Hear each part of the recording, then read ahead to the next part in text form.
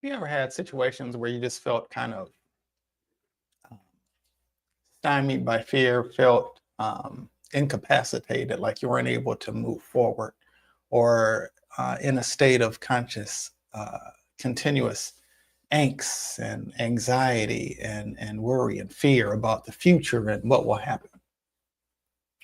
Peace and love, family. I'm Royce Fletcher Thomason, welcoming you back to another Sunday Hope and Healing session, where we endeavor to bring insights, offer encouragement, give you a genuine sense of hope, and actually offer healing.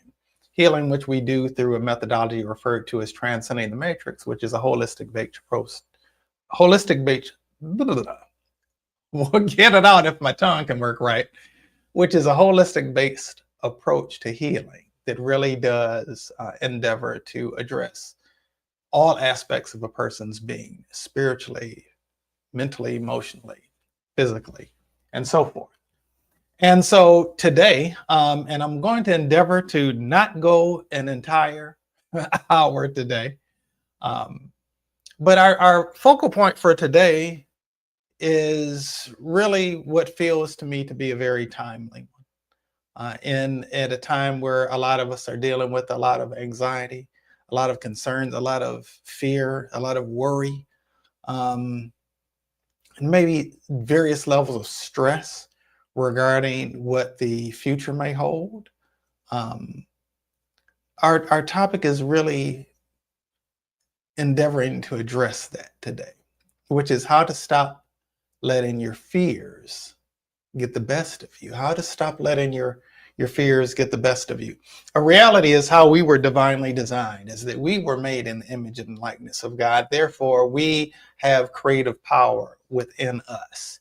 And the things that we think about and the things that we feel about are the things that we bring about. All right? Let me say that again. The things that we think about and the things that we feel about are the things that we bring about. I'm not saying this to suggest that anyone is to be blamed for the hardships or the difficulties that we might experience in life or that one might experience in life. What I will say, however, is that we do have creative power at our disposal, and we can either use that power creatively or destructively. We can either use it unconsciously or we can consciously direct it. We can be blown by whatever direction the wind moves us, or we can, through the power of will and a certain level of intentionality, we can do some internal work to direct things in a way that will ultimately work better for us, that will be more fruitful for us in the long run. This isn't to say that we can control all external circumstances. That would be a bit of a stretch to say that. However, we all, as the scriptures tell us, have all been given a portion of faith. No one has any more faith than anybody else. It's really just a matter of how one is directing that faith. And let me just put that in context here. The faith that you have is what your mind and your emotion, what your thought process is, and what your emotions are wrapped up in regarding things that haven't happened yet. Okay, does that make sense? All right. And so what I'm offering for us today is, and I really kind of like to submit for our consideration, that a lot of the things that we're worried about and that we're feeling anxious about are things where we're being directed from a source outside of ourselves, or we're taking our cues from things that are outside of our control, and then end up getting ourselves in a not so great place based on the things that we're afraid of happening. There are a lot of us that might be afraid of what's happening. I'm broadcasting in the United States. There are a lot of things that people might be feeling fearful about and might be feeling afraid will happen, or might be feeling afraid of what might happen, right? And I'm not saying that any of us have fears that are unwarranted. there is a preponderance of evidence that would suggest that, yeah, there's plenty of stuff for us to be concerned about. You know, whether that is in terms of a sense of divisiveness rather than a sense of unity that appears to be pervasive. My alarm telling me that we need to start this is going off in the other room, and it's going to continue to go off because I'm not getting up to turn it off. It is what it is. My apologies for that. Hopefully I can continue without being overly distracted. We have an option of whether we're consciously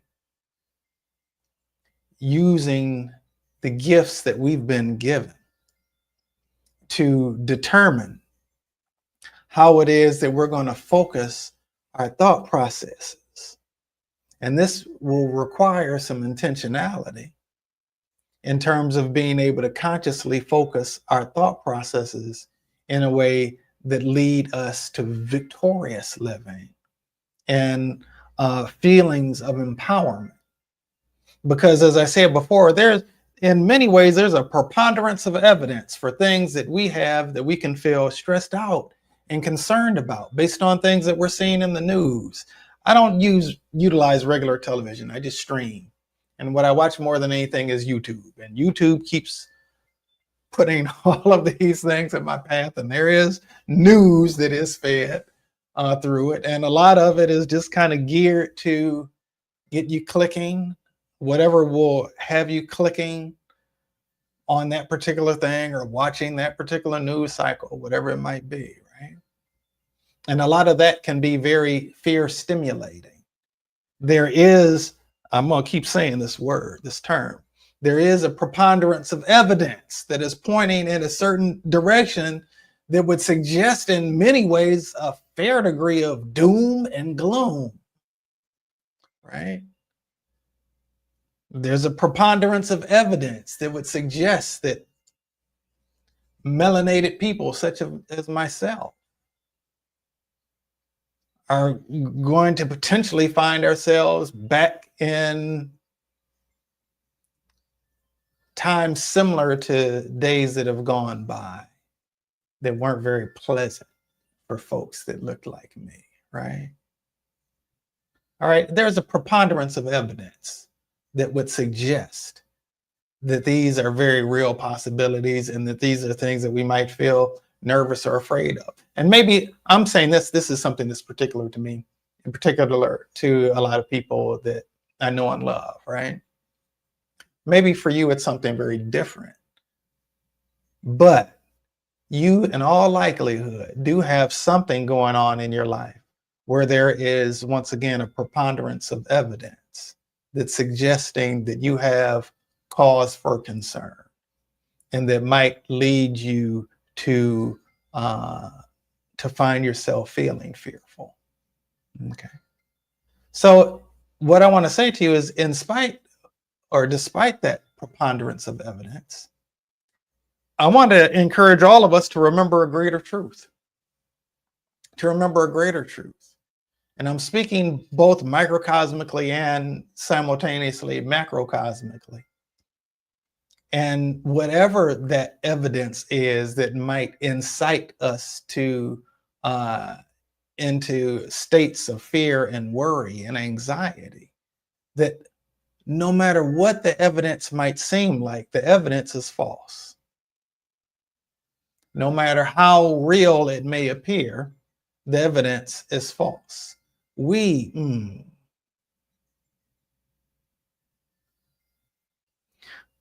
are souls that have so much at our disposal that we can use. If you are listening to this right now, whether you're watching live or whether you're listening on a broadcast, on a rebroadcast, whether YouTube or Facebook or wherever else it might be that you might catch this, you are a brave soul who came to this particular planet. In the time that you came here, to experience the things that you're experiencing here and life as it's unfolding on planet Earth at this particular point in time.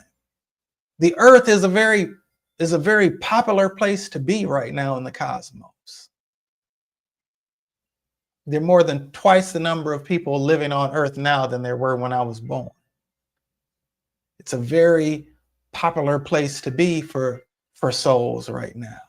There are a lot of souls who want to come here. And you might wonder or might ask yourself, why would a soul want to come here? All of this stuff is just jacked up and messed up in so many ways. You know, people are fighting over ridiculous stuff. You know, folk in positions of power, you know, seem mentally and emotionally unstable. You know, there's all kinds of craziness that's happening and all kinds of crazy making that's happening. And yet I say that this is a very popular place for souls to come. Many souls want to experience the adventure of life on planet Earth. And you have come here as a powerful spiritual being who endeavored to enter into this place that seems like craziness. You have entered into this place that might in many ways seem like it's, you know, overflowing with darkness. And in many ways it can be said that it is. But you, as a brave soul, came to this rotating sphere that we call the Earth to experience life in the third dimension in order that you might transcend that and demonstrate the power of who you really are as a spiritual being, so that you can enter into the presence of what seems like darkness and infuse into the presence of the darkness the awareness of the presence of God's light, so that you could infuse into the consciousness of darkness, I should say, the awareness of the presence of God's light. Now, this is where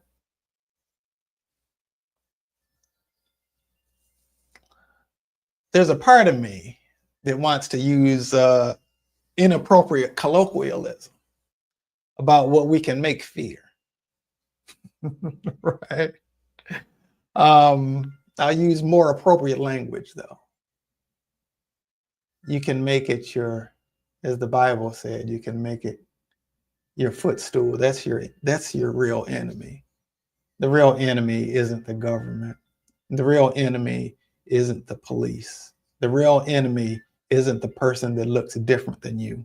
The real enemy isn't the person who has a different complexion of skin or is a different gender than you. The real enemy is not the person who appears to be in a position of power. That's not the real enemy. The real enemy is the thoughts going on in your own head that are endeavoring to make you less than who you are by stifling you in a sense of fear, presenting a preponderance of false evidence that appears real to get you to be less than who it is that you really are. But that is not our birthright. And if you are here today at this Sunday Hope and Healing session, as we're endeavoring to get into this topic of how to stop letting your fears get the best of you, then I want to first of all commend you for having the courage to face your fears and to challenge your fears. Shout out to my brother Spencer Murray, who I heard say, talking about the things that frighten us, do the thing and get the power. Do the thing that you're afraid of doing and get the power. There are things that have power over us because we allow it to. Nothing can have power over you unless you give it permission to, consciously or subconsciously. And even if you've given it power subconsciously, you can consciously choose to take that power back and to be the being of light that you are and that you always were and that you're destined to be. And so I'm going to make a couple points and then we'll do some healing. Hopefully this alarm in the background will stop at some juncture or at least get quieter.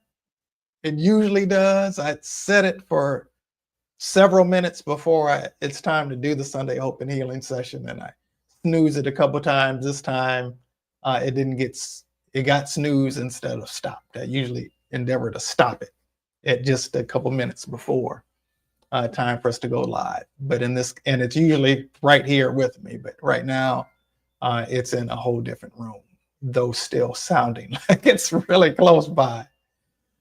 But as far as this, just a couple pointers in terms of how to stop letting your fears get the best of you. One of the things that you can do is stop talking so much about the things that you're afraid of from a place of fear. Okay? A lot of times we tell ourselves stories. And I'm not saying they're untrue stories. I'm not saying that they're lies. Although we do tell ourselves lies too. We tell ourselves lies about who it is that we are. We tell ourselves lies about our own future. We speak death sometimes over ourselves instead of speaking life. We speak lies sometimes when we say how we're less than. We tell lies about ourselves. We're lying to ourselves when we're entertaining inferiority or superiority complexes, regardless of which side you are on the spectrum of that. They're both coming from places of insecurity and a low self-esteem, even if it's disguised as something else. All right. So one of the things that we can do to stop letting fear get the best of us is choose to tell ourselves a different story. And we can acknowledge what the situation looks like so that we're not entering into a state of having this internal conflict going on.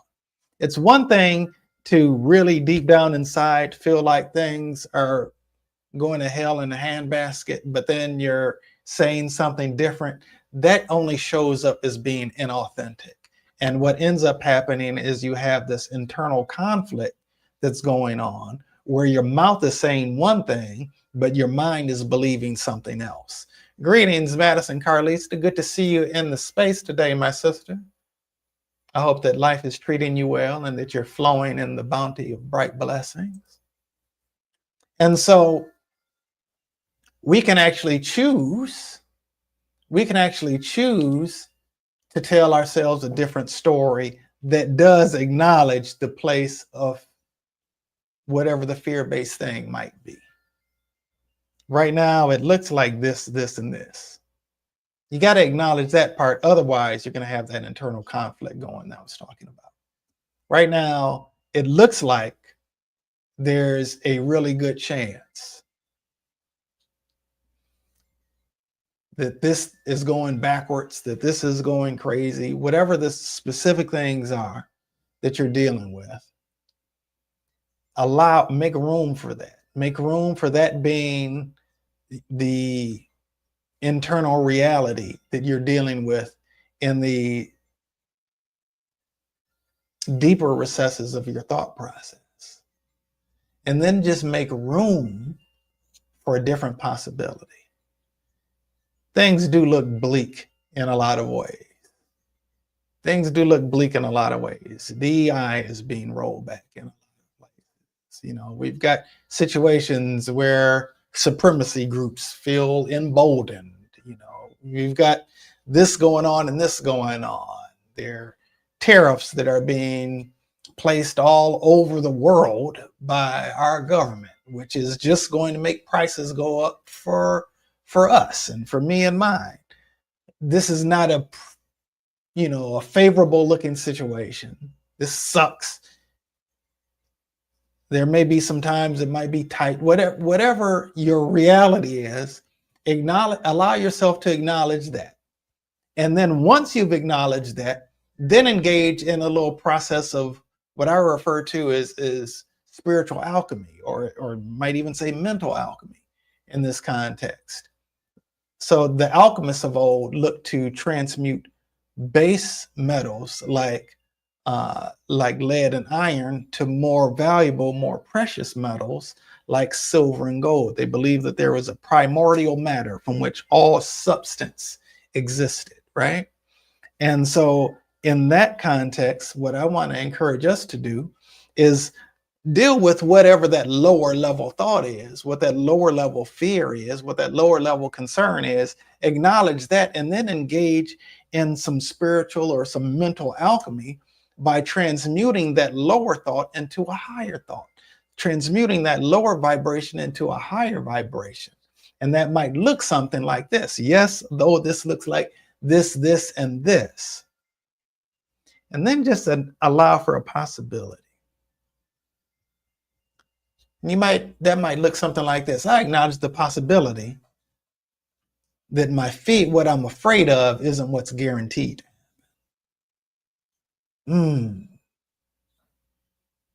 Let your fear be second guessed. Let your fear start to second guess itself. I acknowledge the possibility that this isn't guaranteed to unfold the way that I'm afraid that it's going to. Yeah, there's a lot of evidence that's pointing in that direction, but there's no guarantee that that is how it's going to happen. And then let your and start speaking to your hope, to your possibility. And I recognize that the way that things are unfolding right now is a function of somebody's manifestation. They've manifested through their thought processes of what the world that they wanted to see. And I am now participating in their manifestation. Ooh. Shout out to SUNY Middleton for that one.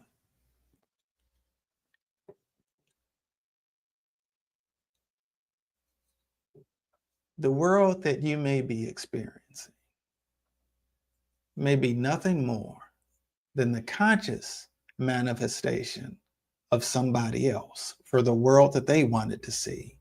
And you participated in it through your subconscious manifestation. However, just like they manifested it, so too can you manifest something different. Independent of what the news might be talking about or what the pundits might be saying. And if you need to, turn that crap off. If it's getting you in a fear-based state, if it's getting you in a state of being worried about the future, do what you need to do to feed your reticular activating system, the part of your brain that takes in sensory inputs from the world around you, and then feeds that into your subconscious mind, which ultimately ends up manifesting as what you end up experiencing in the unfolding of your life, right? And the story of your life played out on the screen of your lived reality, okay? And instead choose to program. All of this is just really programming, to be honest with you. You are a function of your programming. I'm a function of my programming. We're all a function of our programming, whether you like that or not. Just like a computer, you too have an internal computer that is subject to the programming that's gone into it and that thus spits out based upon the programming. What you outpicture in your life is a function of the internal programming that you've taken in. And maybe some of the internal programming that you've taken in was programmed, maybe it was a virus. Maybe it was programming that was intended to sabotage your internal system. Maybe that programming was stuff that would have you believing that you're less than who you are. Maybe part of that programming was that which would have you in a fear-based state, therefore actually strengthening somebody else's vision that actually has nothing to do with what serves your highest and best good. Are you hearing me this afternoon or this morning or this evening, depending on where you are on the planet? All right. And so what I want to offer is an opportunity for us to take our power back and to, rather than be in a state of fear and worry about what might happen, to be in a state of empowerment about what might happen. Let that fear be subordinated. Let that fear be subordinated. And let possibilities of something better enter in your mind. The way that you can start to do that is by being intentional about what you're programming your mind with. In other words, what you're programming your reticular activating system with. Said differently, what it is that you're welcoming into your ear gate and your eye gate. What it is that you're looking at, what it is that you're listening to. And not only that, the stories that you tell. Because no matter what it is that you're experiencing in life, or what it is that you think you might experience in life, it's all a story. It's all a story. It's all made up, no matter how intensely real it might seem. What is real? The only thing that is real is what God made. And everything that God made is good. If it isn't good, then God didn't make it. And if God didn't make it, it isn't real. All right.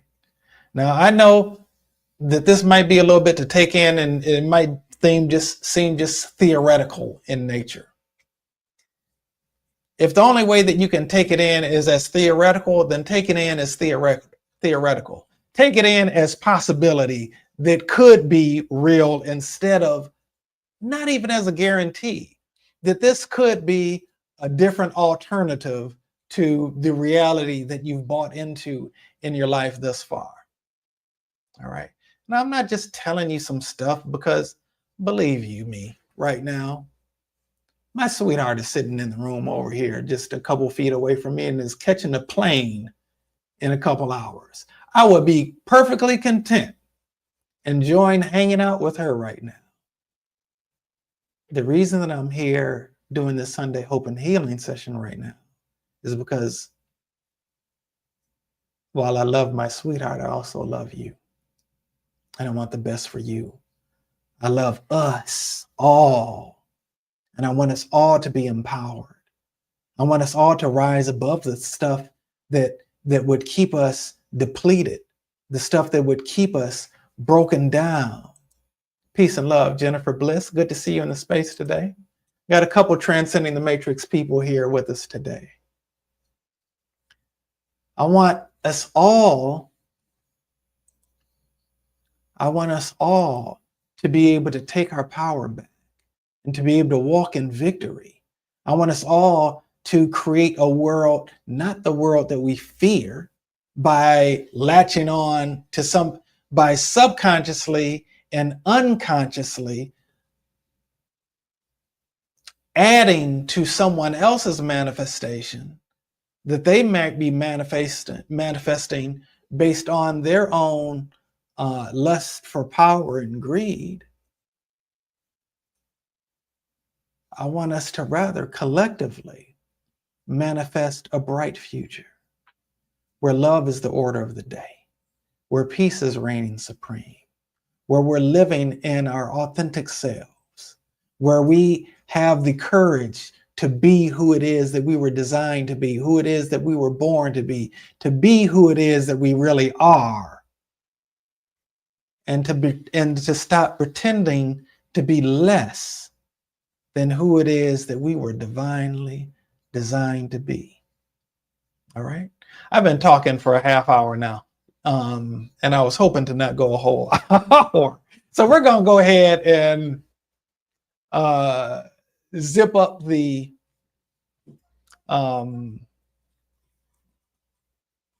waxing loquaciously, and we'll get into the healing. I'm going to start that with a prayer. God, thank you so much that you are a healer, that you are the healer. No matter what things might seem like in this world, for us individually or for us collectively, that none of it is beyond your healing or transforming power. And through the union that we share through the power of your pure love, I'm so thankful and humbled to be able to be a vessel of your healing. On the behalf of, if you would, state your name, and I'm going to state mine, Royce Fletcher Thomason. For the purpose of neutralizing the root cause of all fearfulness and all disempowerment based on our buying into this false evidence that is appearing real about our future and where our life and where the world is going. And the point of the root cause in the entire energy field and every strand of DNA in every cell of each one of our bodies and our entire auric fields, and transmuting that into and replacing it with the boldness and a supreme confidence, a confident humility to reclaim the kingdom of light, the kingdom of love, the kingdom of God in the earth realm. And to be able to do so joyously. And to really, truly be and feel empowered to download pure love and divine light into the earth realm in a way that brings us peace and harmony amongst our brothers and sisters in creation. And I bear witness to our wholeness on this date and in this time and space called now. Thank you. Thank you, God, for this gift of your divine love. It is done. It is done. It is done. All righty. Okay, so let's get into this healing. So let's first of all look at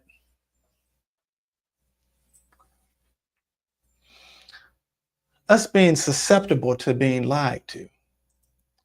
So let's purify that through the power of pure love. Oops, it's my mic falling, I think it was. Let's purify that through the power of pure love, transmuting it into only believing the voice of God, speaking to our internal selves, strengthening us to actually turn a deaf ear to that which seeks to disempower us, that which seeks to take us off of our center and to make us less than who it is that we are. So we have a common enemy. We go around thinking that other people are our enemy. Other people are never our enemy. It's a vibration that's the enemy. The vibration that would distract us from our true vibration. That which is based in fear is our enemy. And so let's strengthen us to be able to, shout out to Marianne Williamson, to return to love. Strengthen us all to be able to return to love. To first of all, love ourselves in a way that we never have before. And to realize that loving ourselves is more than taking a bubble bath and getting a massage. It's more than getting our hair or our nails done. And I'm saying this is based on things that women tend to do because that's who tends to talk about self-love. A lot of those in my gender don't even think about that. All right.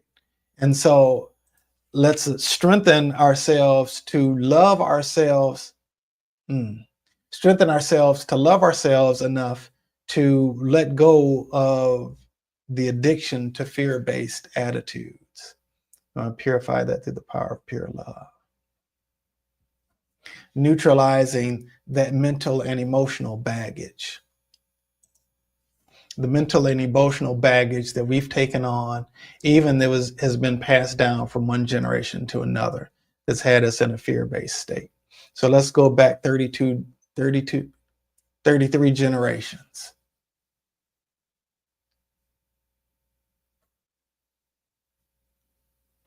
Acknowledging the power of pure love and divine light to transmute those lower level thoughts and experiences based on unresolved trauma in the past that we have brought in to our vibration in our life experience.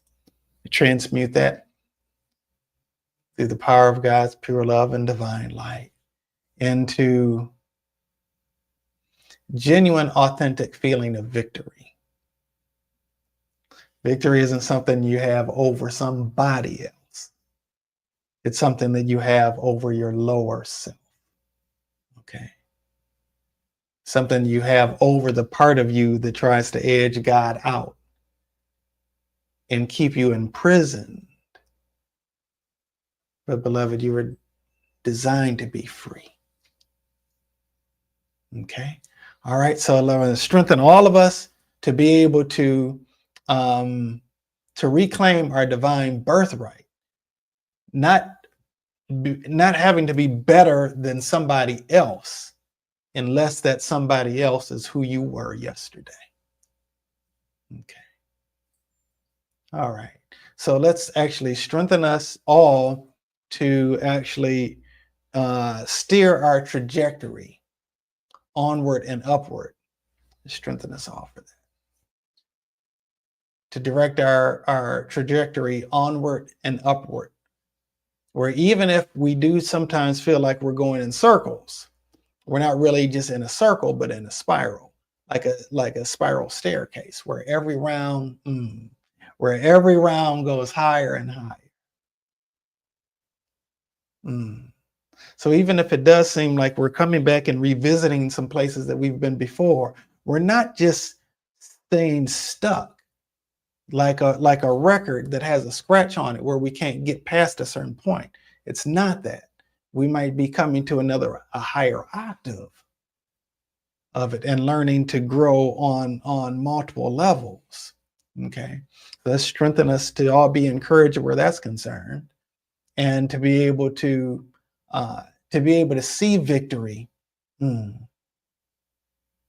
be able to behold victory in our mind's eye.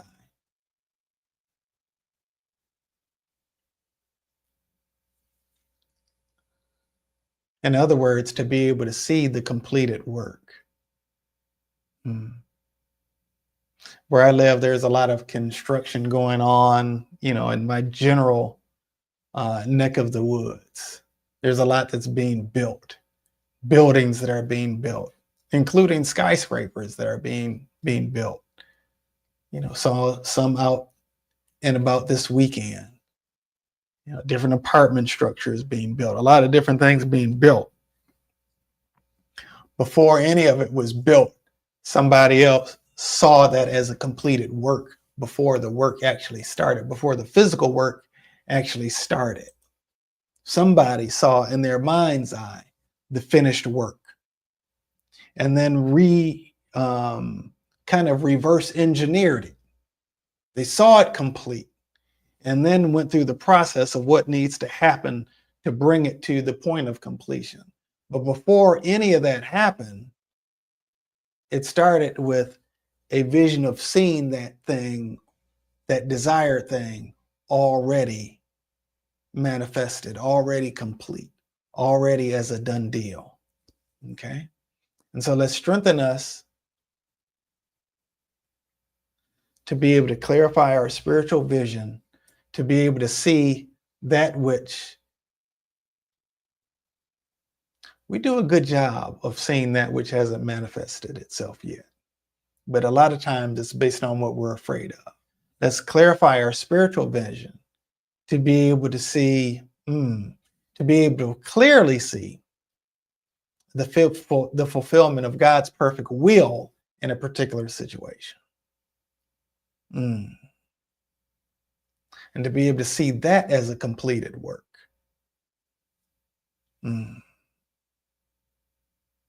All right. To be able to utilize this God-given gift of imagination, to be able to call forth into being within our mind's eye the desired outcome. And then to be able to, through the God-given gift of creativity to create a scenario in our mind that allows us to get emotionally involved with the experience of that desired outcome already being fulfilled, like it's already taken place. To become present to the future reality already manifested.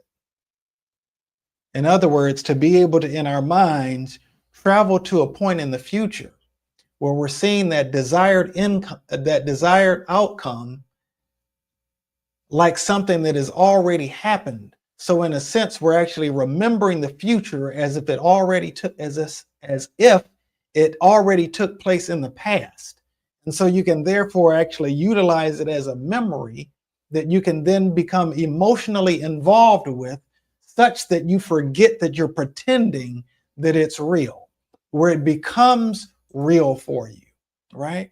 And that's whether it's something dealing with finances, whether it's something dealing with relationships, whether it's something dealing with health, whether it's something dealing with any area of your life that you might be fearful about or that you might desire to feel more hopeful about.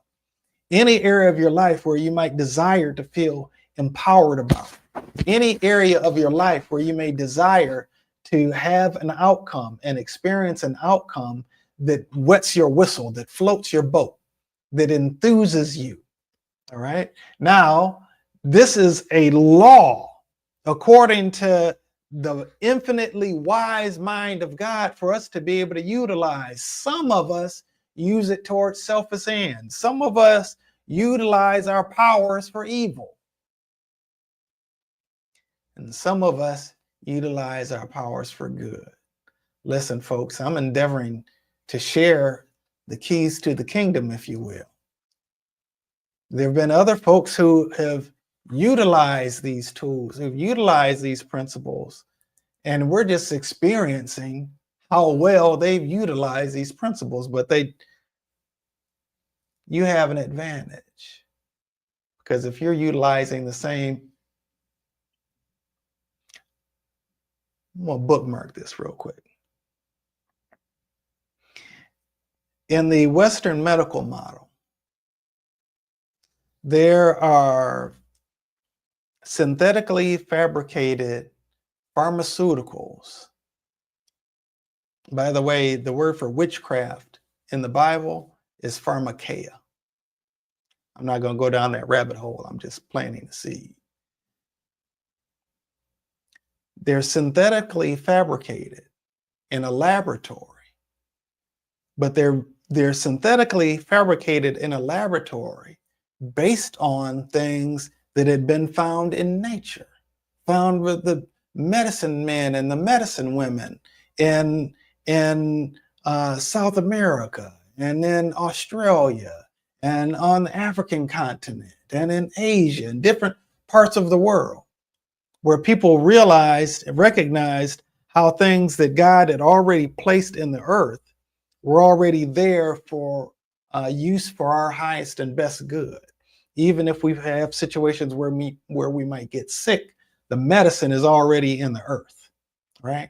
And so some of us are of the mindset and of the mentality of being able to see food as medicine, right?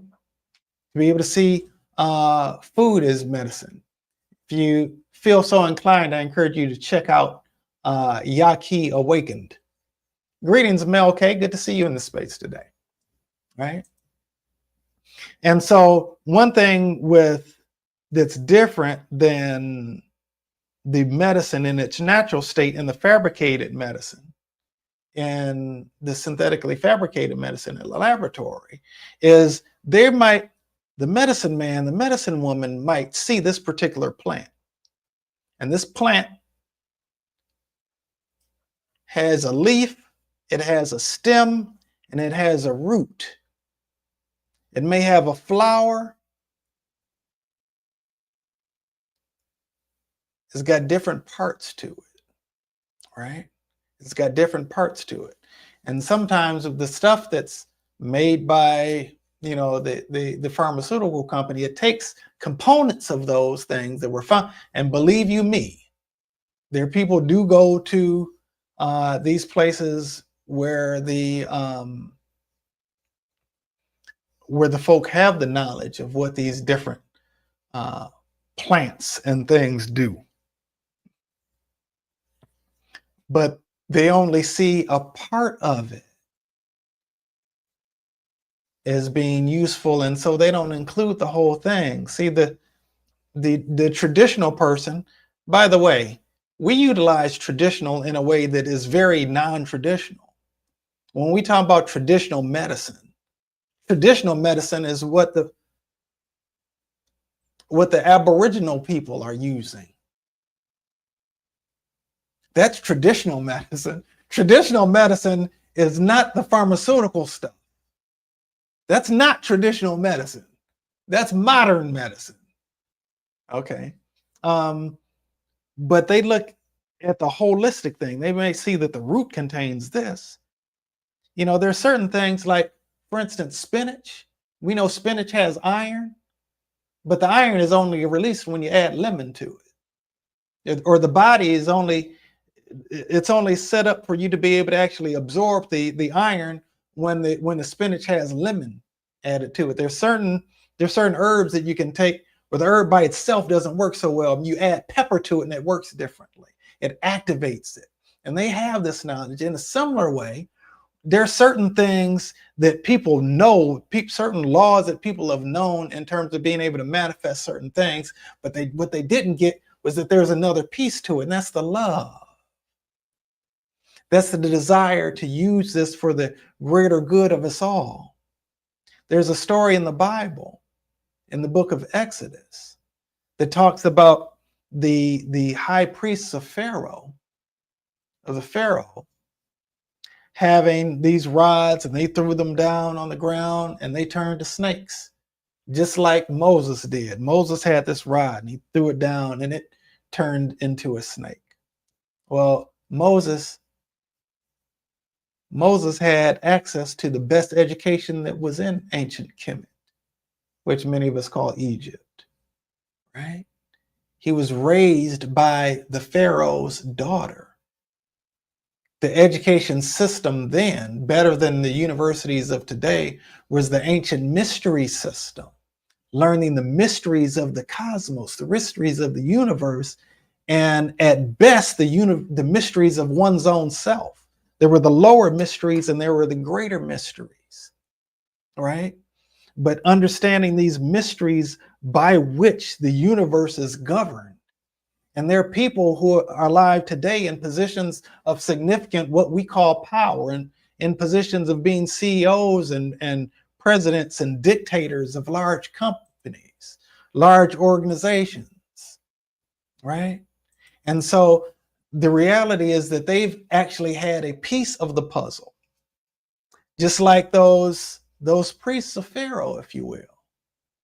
But if you know the biblical story, whereas all of them threw their rod down and it turned into a serpent, the one that Moses threw down, when it turned into a serpent, it ate the other ones. And so they disappeared. And so the true power is in the power of love, because God is love, and they that dwell in love dwell in God, and therefore have greater access to demonstrate a greater power. Those who are against you, those forces that are against you, and I'm not just talking about individual people, the forces that are against you don't want you to know your power. The fear that's working against you doesn't want you to know your power. Those who are endeavoring to keep you in a state of fear, including the part of your own being that wants to edge God out, your own big ego doesn't want you to know your power, because in the face of that power, they become powerless.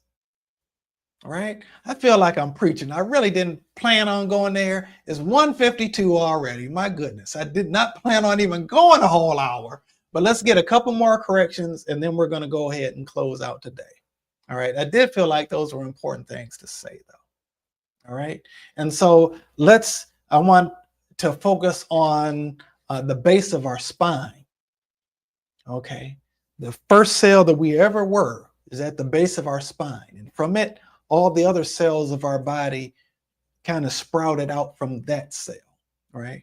And in a similar way, we, in the early portions of our lives, even while we were yet in vitro, we developed certain belief systems and certain attitudes and certain mindsets based on the programming that I was talking about earlier that we took in.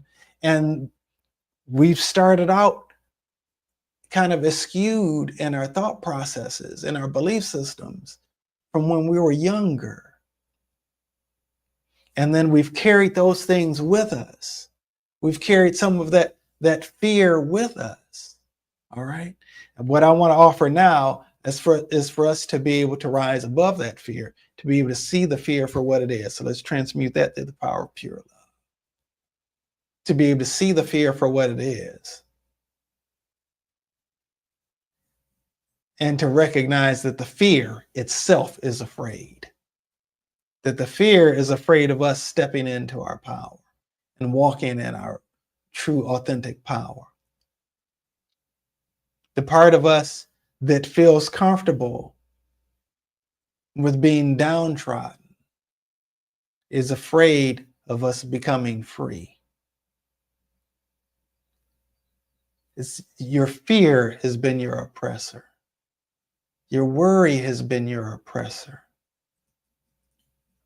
causing you to suppress the greater truth that lives within you that wants to rise up.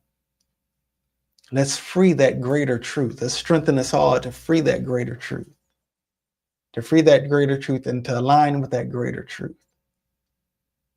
And to be able to, in moments where we're feeling afraid, to be able to acknowledge the fear for what it is, tell ourselves a new story. Let's strengthen ourselves for being able to tell ourselves a new story. And to be able to tell others a new story from an authentic place, right? And to be able to boldly go forward in life based on a vision,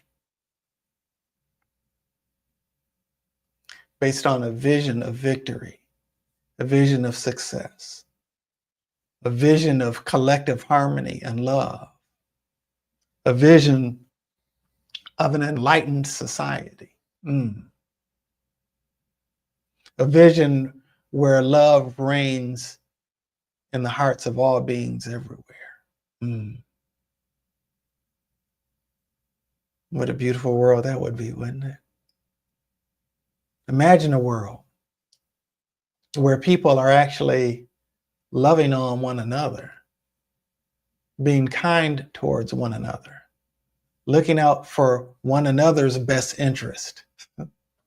You know, we live in a world that gets tempted to be focused so profoundly in selfishness because everybody else seems to be operating in selfishness. And so we're trying to protect ourselves, trying to get ahead ourselves to keep someone else from keeping us down.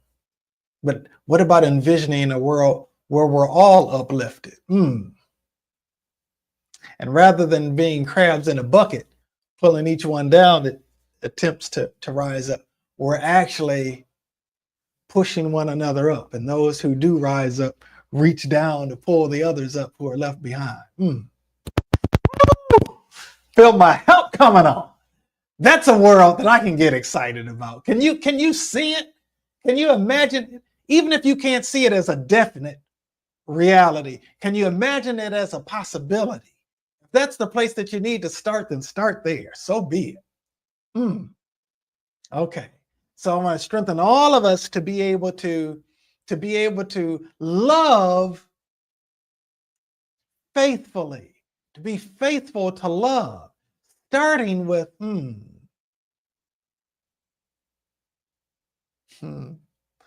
I hear the songstress saying, I believe the children are our future.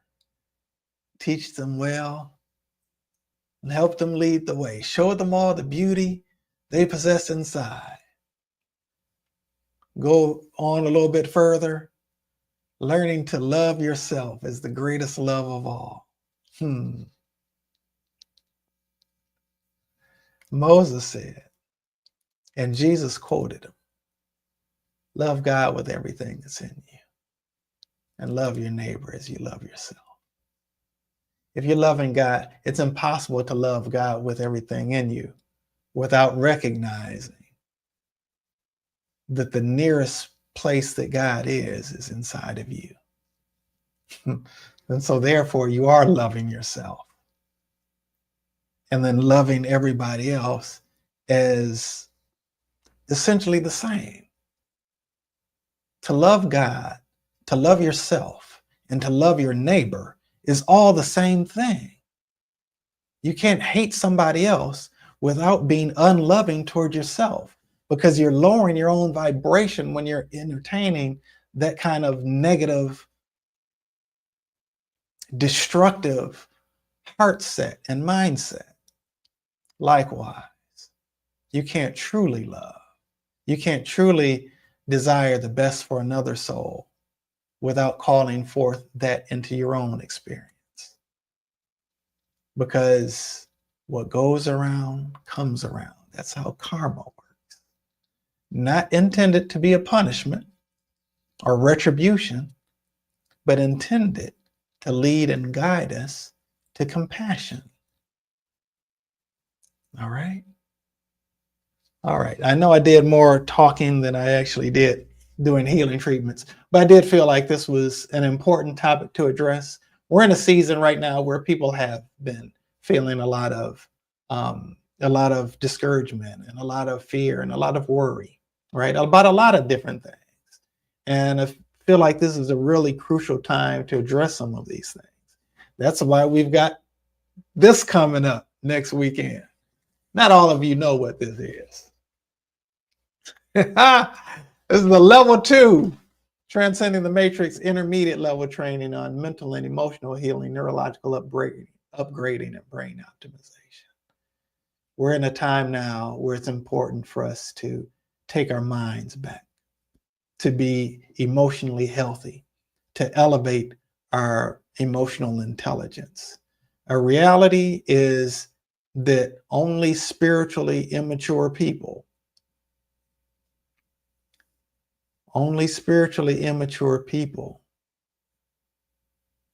seek to destroy others. Only spiritually immature people seek to see other people suffer. And an emotionally ignorant person, an emotionally immature person, is not operating in spiritual enlightenment. I mean, that's just a reality of the fact. And so I'm on a quest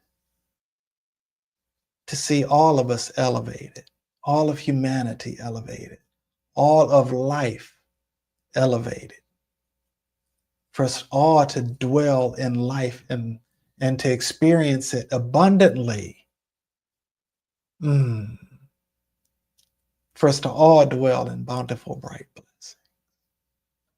Can you dig it? I know that if we're overly concerned about pain that we've got going on in our body or dis-ease that's ravaging our body, then our focus isn't on the greater, the deeper, the more significant things. Those things, that stuff can keep us distracted from focusing on the things that matter most. And so that's why we did with physical healing in the level 1 of this training. And yet a person isn't going to reach spiritual mastery if they're stuck on stuff that happened in the past and dwelling in a state of emotional stagnation. And so we deal with the mental and emotional healing, the neurological upgrading and brain optimization, and we actually elevate and strengthen, increase the gauge on our nervous system so that our nervous system can actually handle increased octaves of light. Right? Anyway, looking forward to that. Looking forward to being with everybody who's going to be part of that training next weekend. Anyway, Until we meet again, as we endeavor to enter into that sustainable state of supreme satisfaction, I bid you adieu with peace and love, and I'll catch you next time.